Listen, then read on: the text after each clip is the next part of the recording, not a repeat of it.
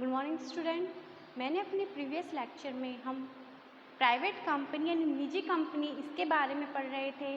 Private company की characteristics क्या होती हैं, difference between private company and public company यानी सार्वजनिक कंपनी और निजी कंपनी के बीच में अंतर क्या है।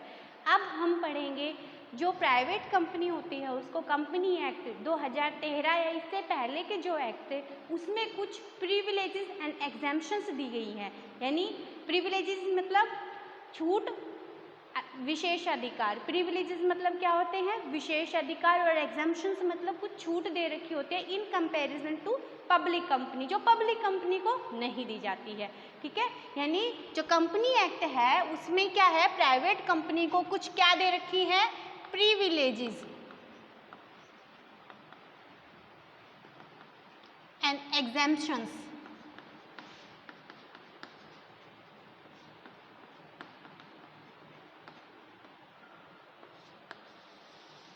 यानी विशेष अधिकार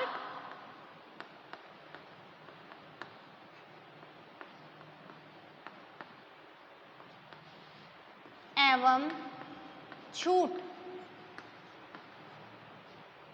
यानी प्राइवेट कंपनी को कुछ विशेष अधिकार दिए गए हैं, प्राइवेट कंपनी को कुछ छूट दी गई है। इनको हम अलग अलग नहीं पढ़ेंगे, साथ में ही पढ़ते हैं। आपको कंफ्यूज हो जाओगे कि कौन से इसके विशेष अधिकार है, कौन से इसकी छूट है। तो इसलिए जो प्रिविलेजेस एंड एग्जेम्पशंस होती है प्राइवेट कंपनी की, उसको हम साथ ही पढ़ते हैं। और ये कंपनी एक्ट में गिवन होती है कि उनको कौन कौन सी छूट दी जा रही है, कौन कौन से उनको विशेष अधिकार दिए जा रहे हैं।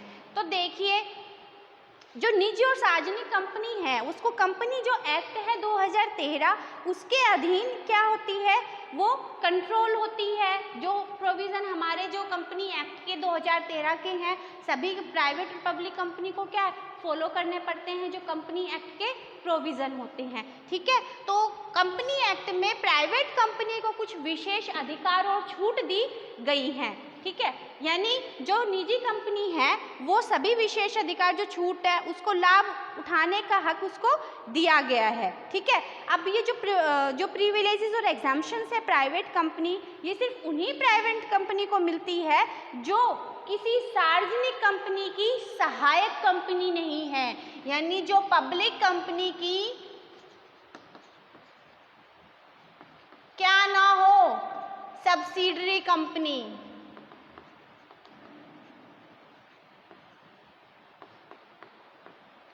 यानी जो हमारी सार्वजनिक कंपनी है उसकी क्या ना हो, सहायक कंपनी।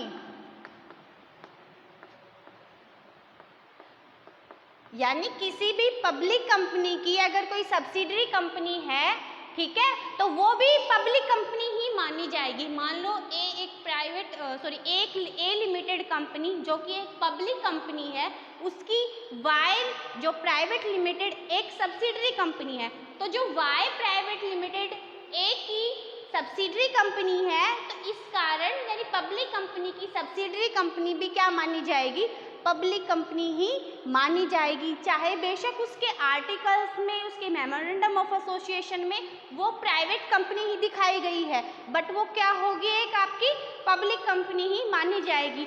सब्सिडरी कंपनी मैंने बताया था जिस कंपनी में 50% से ज़्यादा जो पेड अप शेयर कैपिटल होती है, यानी टोटल शेयर कैपिटल होती है, उसमें 50% से ज़्यादा यानी 50% से ज़्यादा जो शेयर अंश पूंजी होती है वो जिस कंपनी की होती है, ठीक है, तो वो होगी होल्डिंग, और जिस कंपनी की है वो होगी सब्सिडरी कंपनी। यानी सब्सिडरी कंपनी में 50% से ज़्यादा यानी नियंत्रण, उसकी शेयर कैपिटल इस कंपनी की है, तो फिर वो कंपनी भी क्या मानी जाएगी, पब्लिक कंपनी। और ये छूट और विशेष अधिकार उस कंपनी को नहीं मिलेंगे जो पब्लिक कंपनी की क्या हो, सब्सिडरी कंपनी हो, चाहे बेशक वो कोई प्राइवेट कंपनी हो। ठीक है, तो इस केस में क्या होगा, वो प्राइवेट कंपनी यानी निजी कंपनी भी क्या बन जाएगी, पब्लिक कंपनी ही बन जाएगी। उन कंपनियों को ये एग्जम्पशंस नहीं मिलेगी। ठीक है, इसको लिख लीजिए आप कि ये विशेष अधिकार और छूट जो सार्वजनिक कंपनी है उसकी सहायक कंपनी को नहीं मिलेंगे। सहायक कंपनी किस रूप में हो सकती है, निजी कंपनी के रूप में। ठीक है,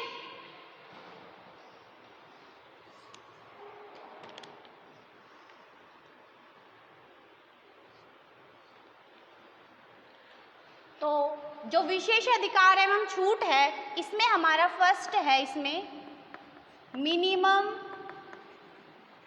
नंबर ऑफ मेंबर्स, यानी सदस्यों की न्यूनतम संख्या।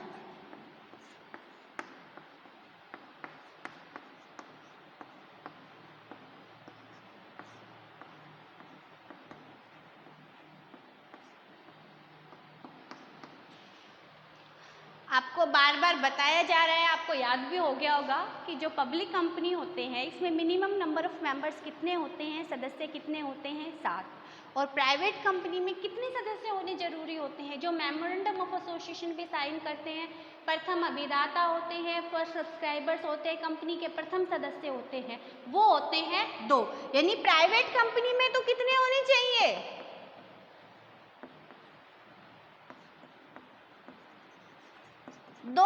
2 से ही काम चल सकता है, बट पब्लिक कंपनी में कितने होते हैं?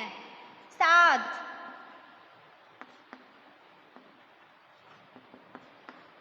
कि अगर जब तक आपके पास 7 सदस्य नहीं होंगे तब तक आप कोई प्राइवेट पब्लिक कंपनी खोल नहीं सकते, बट प्राइवेट कंपनी में सिर्फ आपके पास 2 सदस्य होने चाहिए, ठीक है। तो उसको ये क्या मिल रही है? छूट मिली हुई है कि इसमें तो 7 सदस्य होने मैंडेटरी है, जरूरी होते हैं, बट इसमें सिर्फ 2 सदस्य का होना ही जरूरी होता है। 1% कंपनी में तो क्या होते हैं? 1% कंपनी में तो एक ही सदस्य होता है, ठीक है ना। तो 1% कंपनी में कितना होता है? सिर्फ एक सदस्य ही खोल सकता है। न्यूनतम संख्या कितनी होती है सदस्यों की? एक ही होती है। सेकंड इसकी जो प्रिविलेजेस एंड एग्जम्पशंस है वो है नंबर ऑफ डायरेक्टर्स,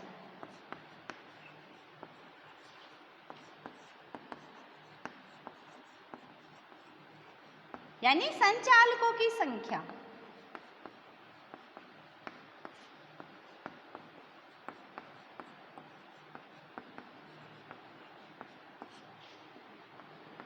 कितने संचालक होते हैं प्राइवेट कंपनी में? कितने जरूरी होने चाहिए? संचालक कम से कम 2 संचालक होने चाहिए। But in case of public company यानी सार्वजनिक कंपनी में कितने संचालक? डायरेक्टर्स होने चाहिए, 3 डायरेक्टर होने जरूरी हैं। अगर आपके पास 3 डायरेक्टर नहीं है, आप कंपनी का एस्टेब्लिश नहीं कर सकते, उसको इनकॉर्पोरेशन समामिलन उसका नहीं करा सकते, उसका रजिस्ट्रेशन नहीं करा सकते। तो minimum number of directors private company में कितने होने चाहिए?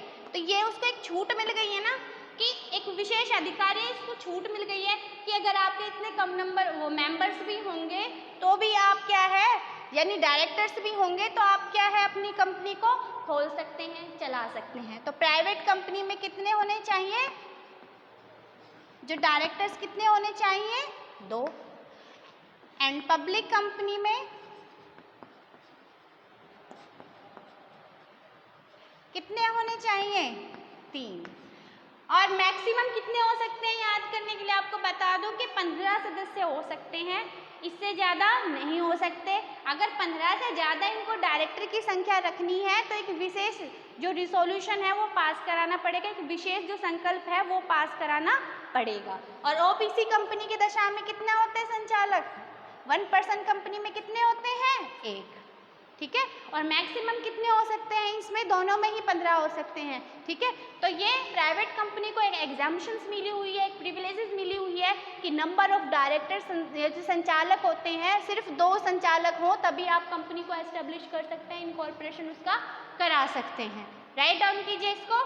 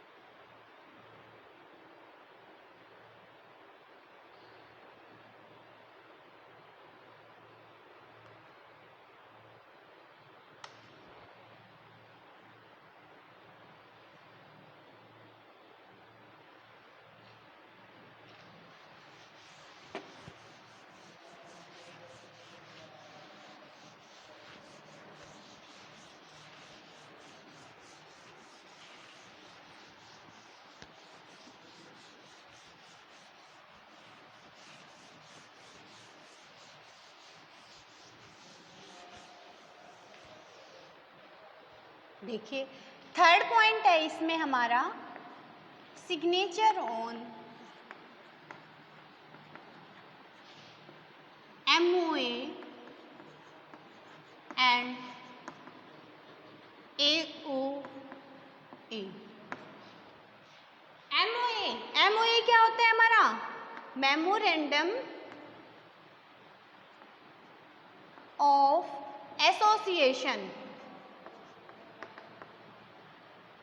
जिसको MOA बोलते हैं। आपको शॉर्ट फॉर्म का भी बारे में पता होना चाहिए कि जो MOA है इसको हम क्या बोलते हैं? मेमोरेंडम ऑफ एसोसिएशन, पार्षद सीमा नियम।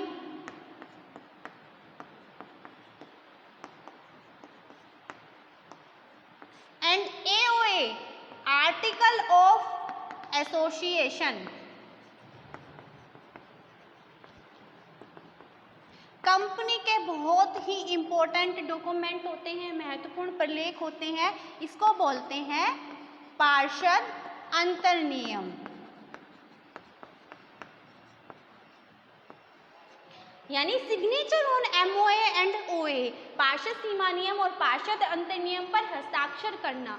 ठीक है, तो पब्लिक जो कंपनी होती है उसके लिए मैंडेटरी होता है कि जो पार्षद सीमा नियम है और पार्षद अंतर नियम है उस पर संचालकों अंशधारकों के साइन होने जरूरी होते हैं। But in case of private company पार्षद सीमा नियम और पार्षद अंतर नियम पर जो सिग्नेचर होना जरूरी नहीं है। ये उसको छूट मिलती है कि जरूरी नहीं है कि जो उसके जो संचालक या अंशधारक है वो साइन करना उनका जरूरी हो। किस पे? पार्षद सीमा नियम पे और पार्षद अंतर नियम पे। पार्षद सीमा नियम जो पार्षद अंतर नियम होते हैं वो इम्पोर्टेंट डॉक्यूमेंट होते हैं किसी भी कंपनी को इनकॉर्पोरेशन के लिए, किसी भी कंपनी के एस्टेब्लिशमेंट के लिए। ठीक है, तो ये जो डॉक्यूमेंट होते हैं जब कंपनी का हम रजिस्ट्रेशन कराते हैं उस वक्त बनाना बहुत ज़रूरी होता है। इसी से ही कोई कंपनी एस्टेब्लिश हो सकती है, कंपनी स्थापित की जा सकती है। तो ये महत्वपूर्ण प्रलेख होते हैं कंपनी के पार्षद अंतर नियम।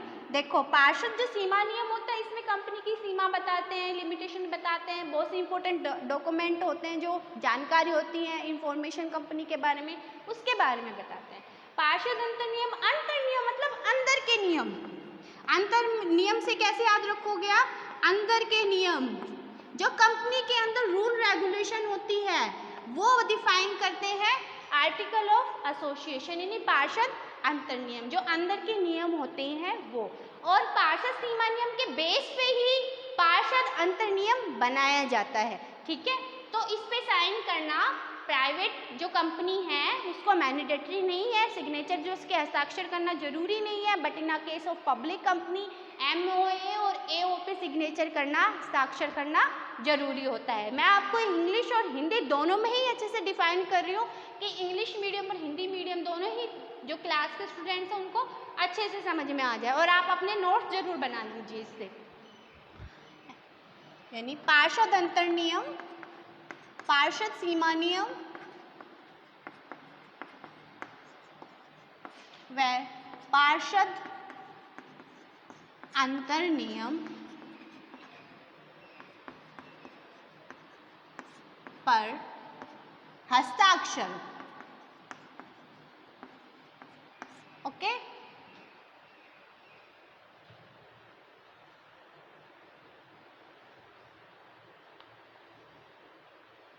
नेक्स्ट है इसमें certificate of commencement of business.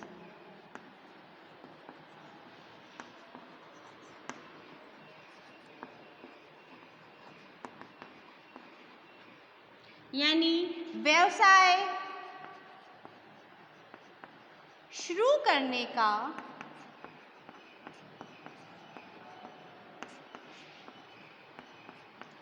प्रमाण पत्र।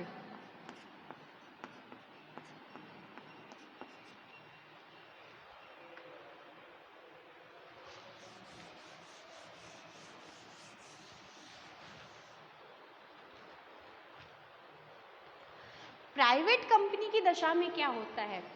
प्राइवेट कंपनी की दशा में जो हमारा सर्टिफिकेट ऑफ इनकॉर्पोरेशन होता है, यानी जो समामेलन है उसका परिपत्र होता है, यानी जो उसका प्रमाण पत्र होता है वो ही जरूरी होता है। यानी certificate of commencement of business में प्राइवेट कंपनी की दशा में क्या होता है?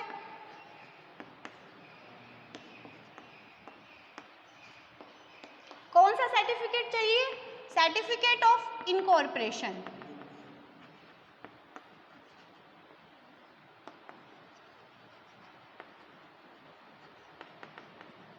यानी समामेलन का प्रमाण पत्र।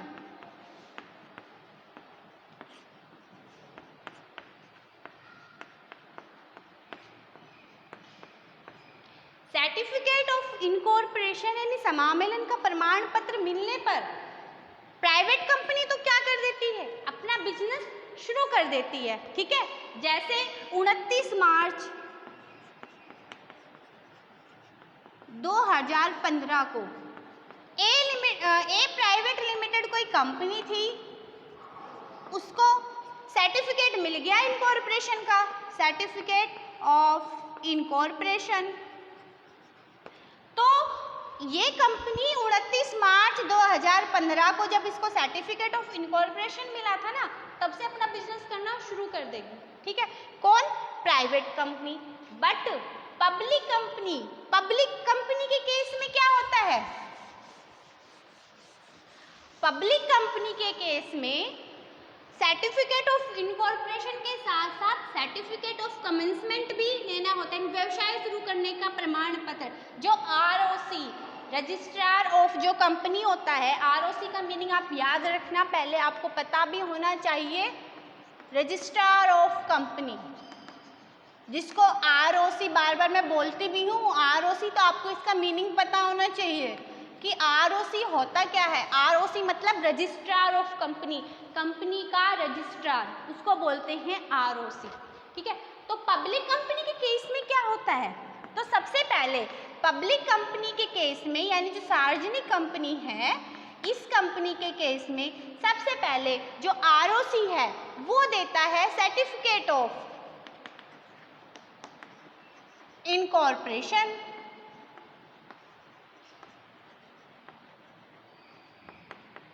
इनकॉर्पोरेशन मतलब समामेलन का प्रमाण पत्र पहले मिलता है इनको।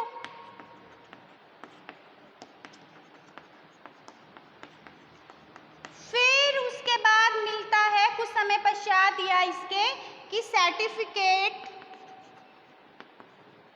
ऑफ कमेंसमेंट ऑफ बिजनेस, यानी व्यवसाय शुरू करने का प्रमाण पत्र।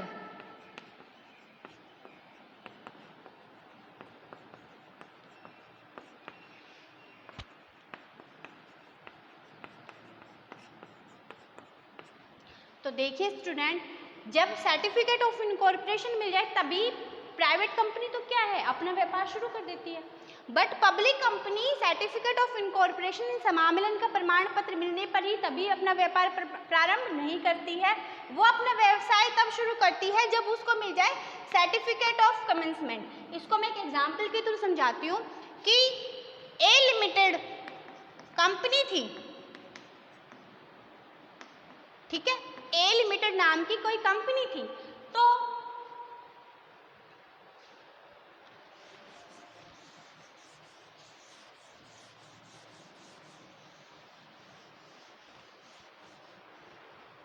ए लिमिटेड नाम की कंपनी को सर्टिफिकेट ऑफ इनकॉर्पोरेशन मिला 1 जनवरी 2050, ठीक है, और certificate of commencement of business का मिला 1 सितंबर 2050, ठीक है।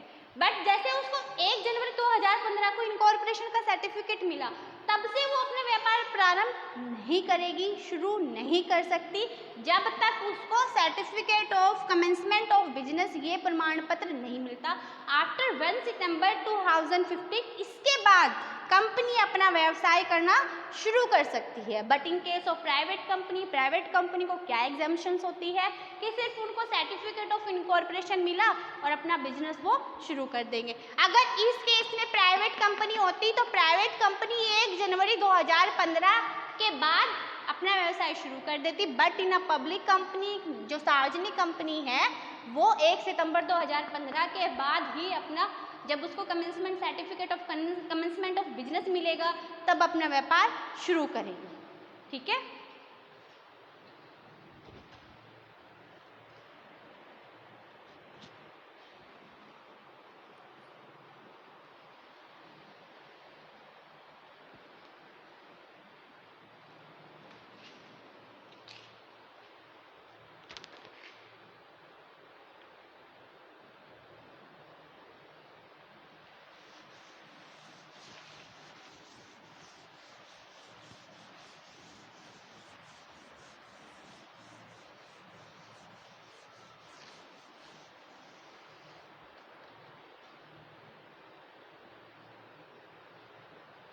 नेक्स्ट है इसमें हमारा 5th पॉइंट है जो हमारा था बोर्ड टाइम डायरेक्टर्स अपॉइंट, यानी आजीवन संचालक, आजीवन जो संचालक नियुक्त करना।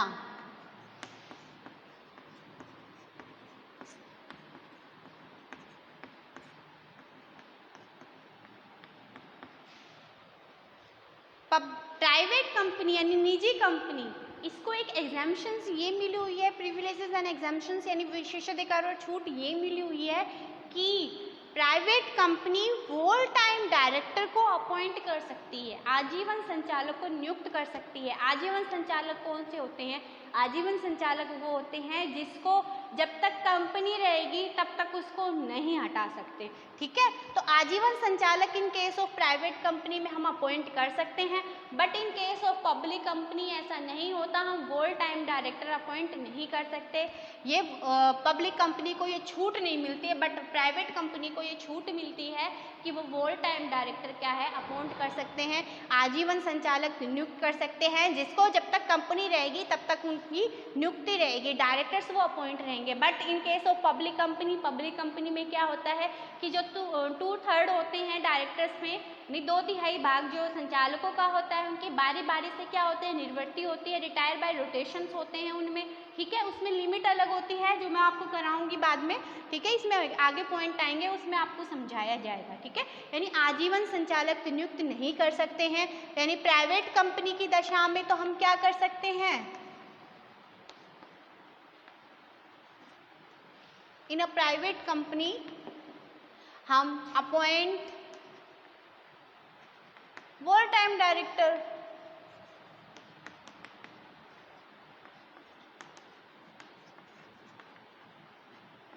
but in case of public company, but in public company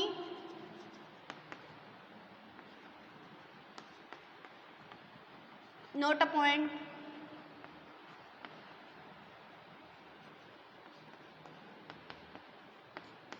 any full time directors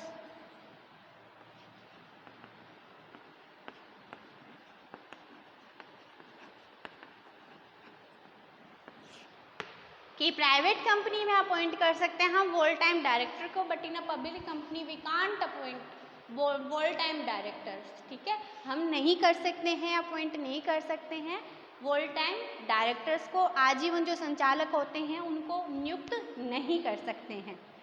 लिखिए आप इसको एक बार।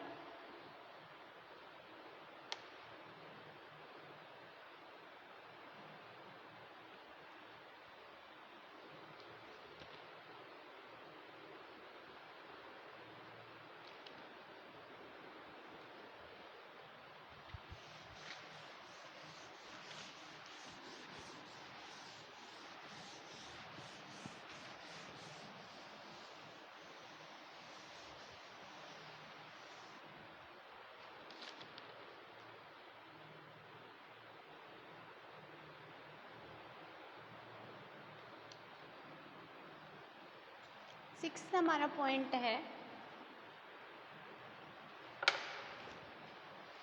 6 हमारा पॉइंट है प्रोस्पेक्टस यानी परविवरण।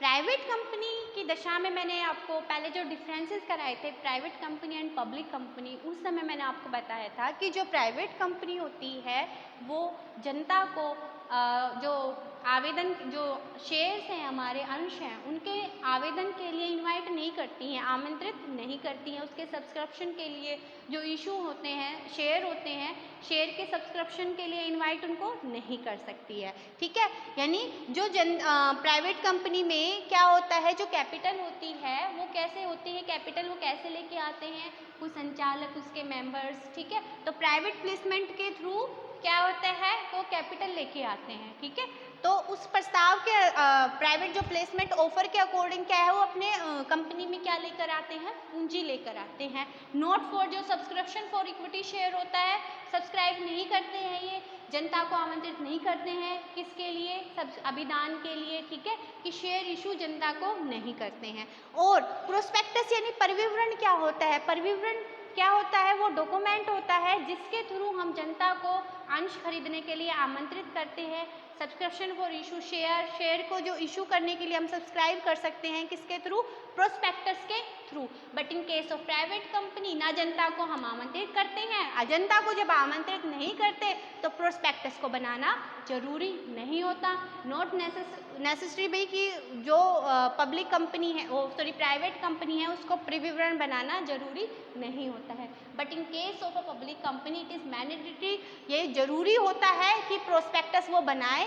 क्यों, पब्लिक कंपनी में अपनी पूंजी को बढ़ाने के लिए जनता को आमंत्रित किया जाता है कि आप हमारे अंश जो उनको निर्गमित किए जा रहे हैं, उनको पहले सब्सक्राइब, अभिदान के लिए क्या उनको आमंत्रित किया जाता है कि आप हमारी कंपनी के अंश लीजिए, और उसके बदले में जनता क्या देती है, उनको पूंजी, उनके अंश खरीदती है, उनके बदले में उनको पैसे देते हैं, जिससे कंपनी में क्या आता है, पैसा आता है, जिससे जो हमारी पब्लिक कंपनी है वो उस पूंजी का इस्तेमाल अपने जो उनको लैंड बिल्डिंग परचेज करने में या कुछ और जो अपने कंस्ट्रक्टिव जो वर्क्स हैं अपनी कंपनी में करने हैं वो कर सकते हैं। ठीक है, तो in case of private company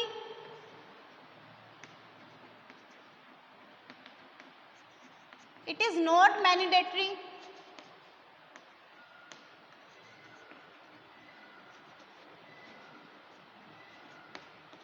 to issue या टू, भाई परिविवरण होना क्या है, जरूरी नहीं होता। In case of private company it is not mandatory to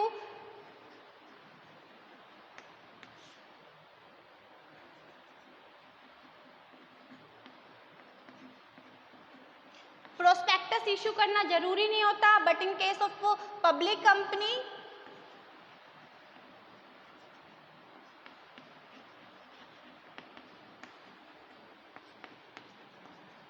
it is mandatory, बहुत जरूरी होता है ये कि आप जनता को आमंत्रित कर रहे हैं शेयर के लिए कि आप आइए और हमारे शेयर खरीदिए। ठीक है, ये पब्लिक कंपनी की कंडीशन में होता है। But in case of private company, निजी कंपनी में प्रोस्पेक्टस जारी करना जरूरी नहीं होता है। राइट डाउन कीजिए इसको।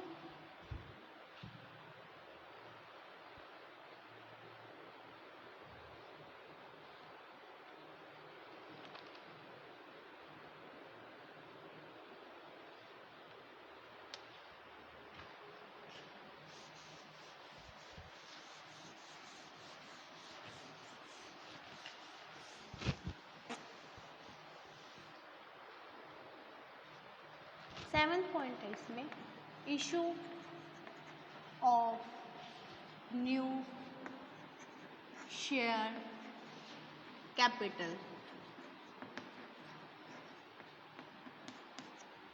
यानी नए अंशों का निग्रमण।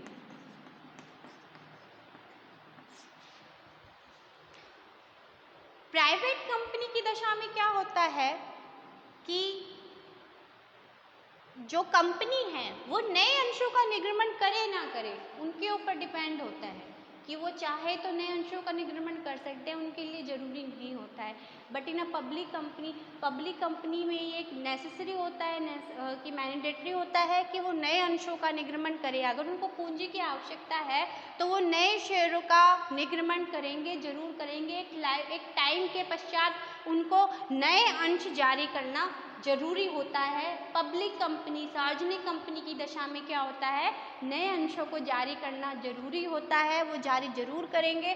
But in case of private company ये जरूरी नहीं होता है। तो किस केस में होता है issue of new share capital? Public company कि पब्लिक कंपनी तो करेगी ही करेगी,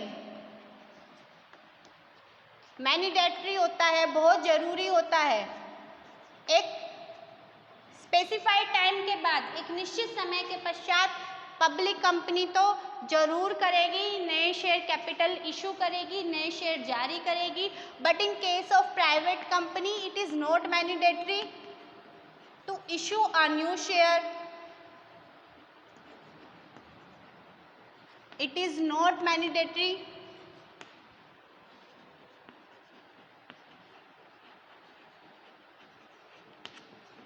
to issue a new share। ठीक है, नए अंशों का निर्गमन करना प्राइवेट कंपनी की दशा में जरूरी नहीं होता है।